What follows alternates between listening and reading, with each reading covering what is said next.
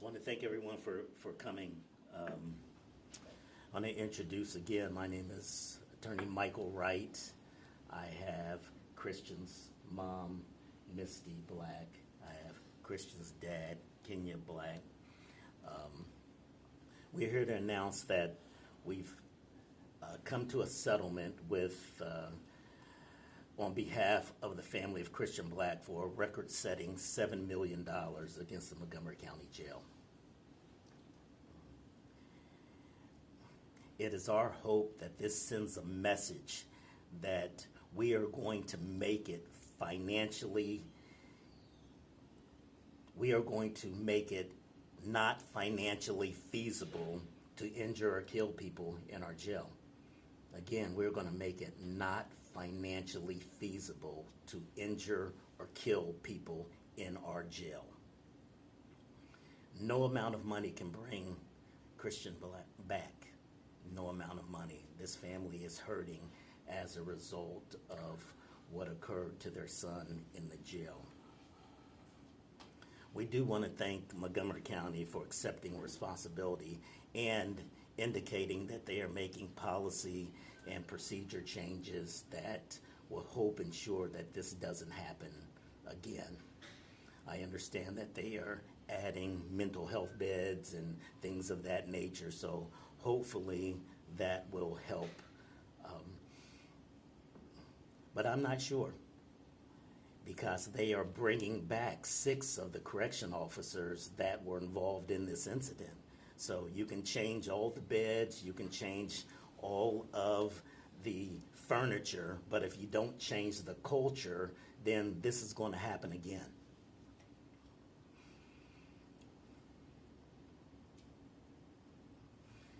We are hoping that the officers, the correction officers that are not back at work will be convicted, they will be prosecuted, they will be convicted, and they will go to jail for the murder of Christian Black.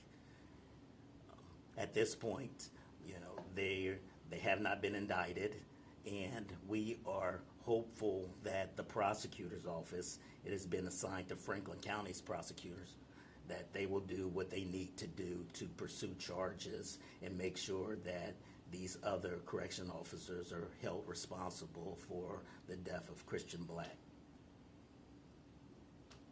So what's next? Now we are focusing on NAFCARE. We want the county to cancel their contract with NAFCARE, or should I call them non-care, because they didn't do anything to assist with saving the life of Christian. They had the opportunity and they did absolutely nothing. And it's infuriating to this family that they did absolutely nothing to help their son. So we're going to hold them responsible. They haven't accepted responsibility, and we're going to force them to accept responsibility. You know, because Christian deserved better. He absolutely deserved better. He deserved humanity. He deserved correction officers and NAFCARE employees that were going to do what they were supposed to do and take care of him.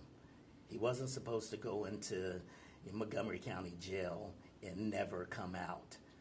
They were the judge, they were the executioner, and that should not have occurred. And we plan on holding them responsible. We hope this settlement marks a new day at Montgomery County Jail. And I didn't introduce Attorney Gresham, but this is Attorney Robert Gresham, and he'll have a few words as well. Yeah, nothing much further, but this family is resolute in that this isn't the end, simply because the check was cut. With respect to the lawsuit against NAFCARE, this is a company that accepts millions of dollars across the country, but fails in the most basic duty of a medical company, which is saving lives. In this particular community, over 8 lives have been lost under NAFCARE's responsibility. So I would encourage you all in the community to look into NAFCARE's history. don't take our word for it. Take a look at their reputation across the country.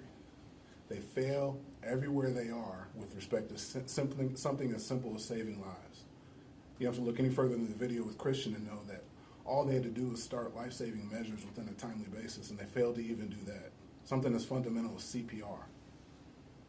So this family intends to hold them responsible because you can't accept millions of dollars from the taxpayers in this community without doing the most fundamental thing, which is save the lives of the citizens of this community, regardless of where they are and regardless of why they're there. And we'll take some questions if you have. I know we want to get to both mom and dad, but could I just ask a couple of procedural questions? Yes. This settlement with the county came before you ever filed suit against them, is that correct? That's correct. So how did did the county reach out to you, or how did that go? 'Cause it is Yes, a little initially the sheriff came and apologized to this family. They knew based on looking at the video that they had some problems. So we spoke and they were interested in sitting down and seeing if we could come to some type of pre-suit resolution. And we were able to come to a pre-suit resolution. And that is at least a little unusual, that you wouldn't have to file a suit to get to a resolution? Yeah, this whole case was unusual from the standpoint that you saw everything that happened on video.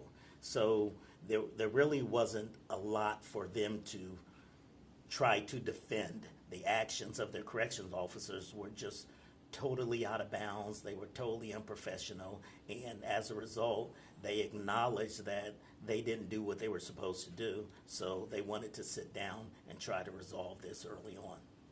I mean, hopefully that's a little easier for the family to not have to go through at least that part of the suit.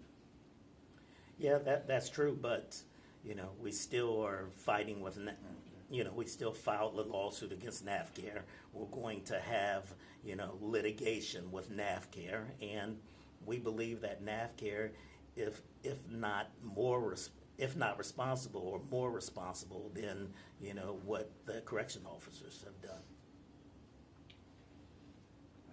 I just wanted to kind of clear up that the pre-suit settlement, because it's just... Yes, it was a pre-suit settlement. Misty, I know everyone's going to want to hear what you and Kenya's thoughts are about this. Your first step, second step, but just tell us about how it, today feels and whether it really is just the first step on a long road. Absolutely. I guess you could say this part's over as far as the county on the civil side. Criminal is just beginning. I absolutely feel like they need to be arrested, just like they arrested my son for his wrongdoing. They need to be arrested for their wrongdoing. They need to be held accountable for their wrongdoing. Unfortunately for my son, they took it upon themselves to be the judge and the executioner. They need to be in the same jail he was in. They need to face an actual judge and have a jury convict them. That's where I am with it. This check doesn't stop the criminal side. It's not going to make me go away. I'm here. Justice for Christian and Black. I won't stop until justice is served. And I think it almost goes without saying, but I'd like you to say that any settlement doesn't make you whole. No, I'll forever be brokenhearted. The money doesn't make it better. It's just they're taking responsibility for their part in it, for whatever the county being responsible. They just took responsibility, but it doesn't make anything easier for me. I will forever be brokenhearted. Yeah, we believe full justice is compensating this family and convicting these corrections officers for, their bad acts. That is full justice. And speaking of that, is there a chance that some of these NAFCARE employees, not just the civil suit, but could also be criminally responsible for failing their medical duty? Well, we believe that, but, you know, it's up to the prosecutor to handle the criminal side of this. But yes, we believe that they are culpable, they're responsible, that their actions were criminal, and they should be prosecuted and they should be convicted.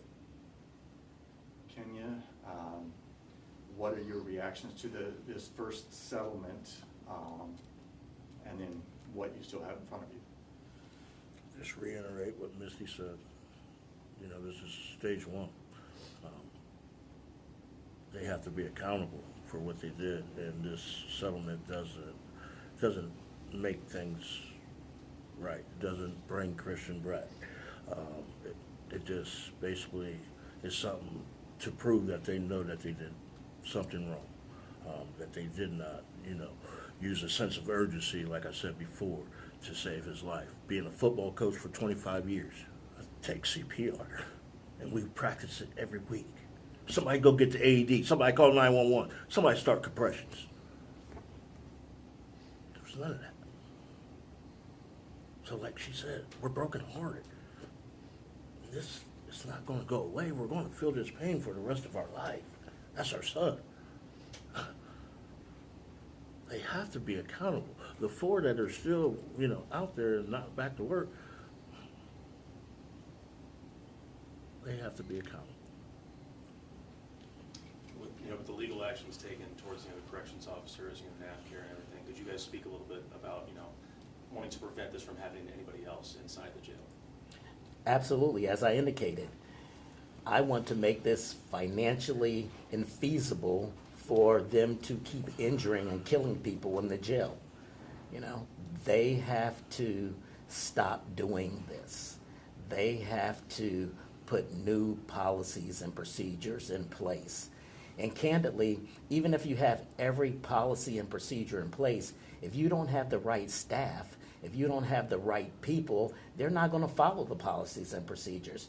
You need to hire people that are humane, hire people that are kind, hire people that are trying to be helpful to people in this vulnerable situation. So you can have every policy in the world, but if you have folks that just don't give a damn, then you're going to have these results. So having these 6 people come back to work, we're very concerned.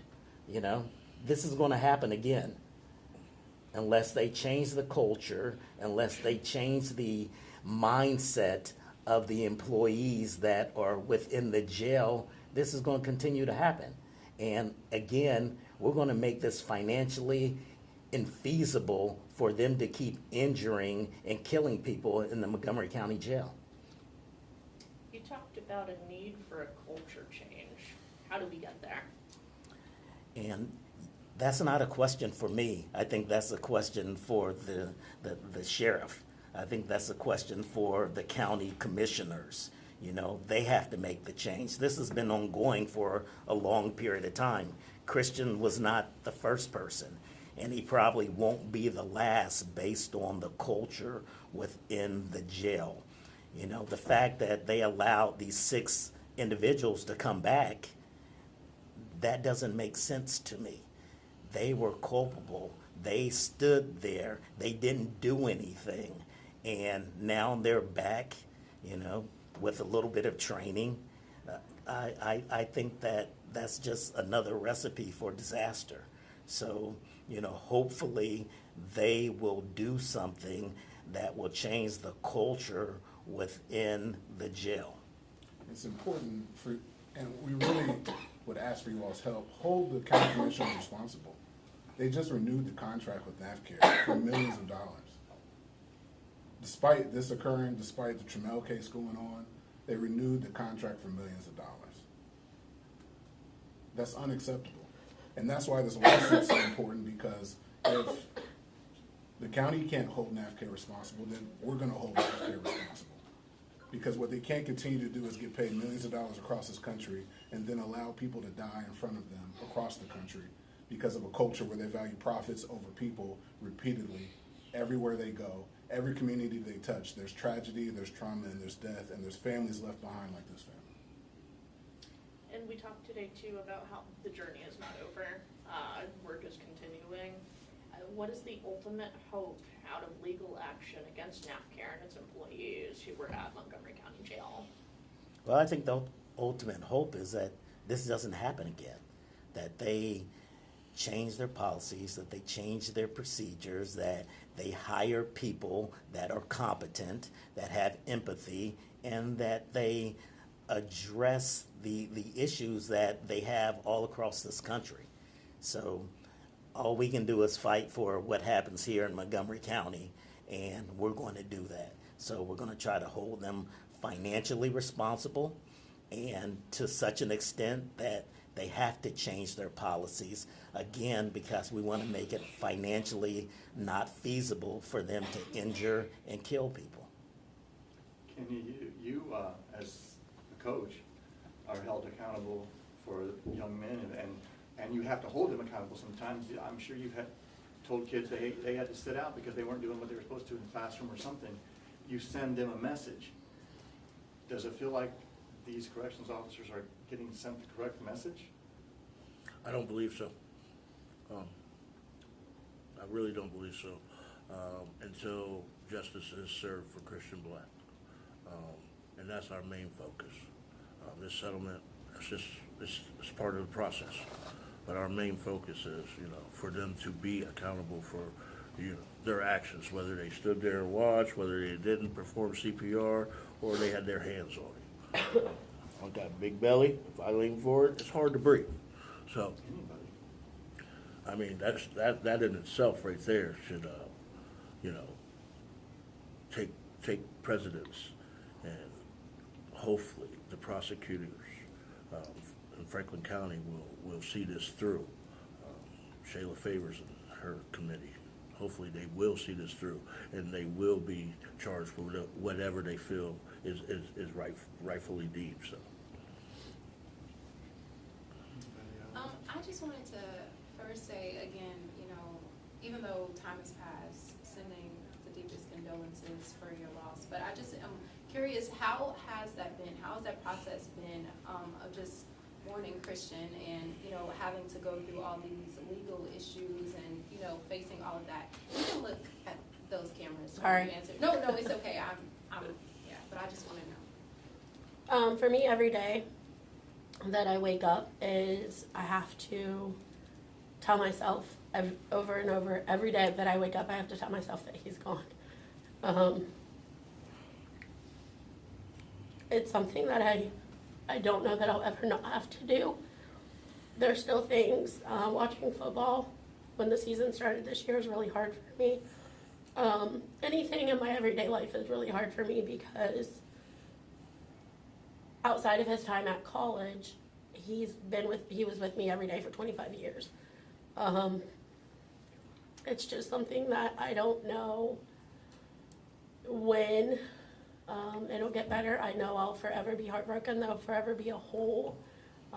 The legal stuff for me is kind of my motivation right now because I'm doing it for Christian. So that's kind of how I handle it.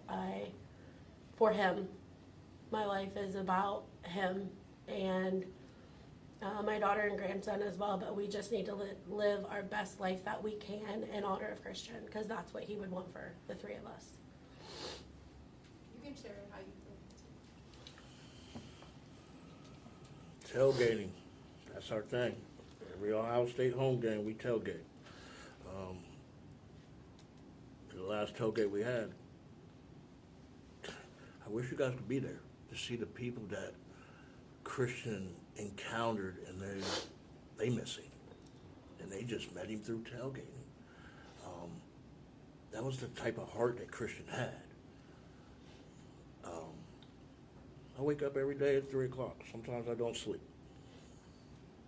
I can't sleep because I miss my son.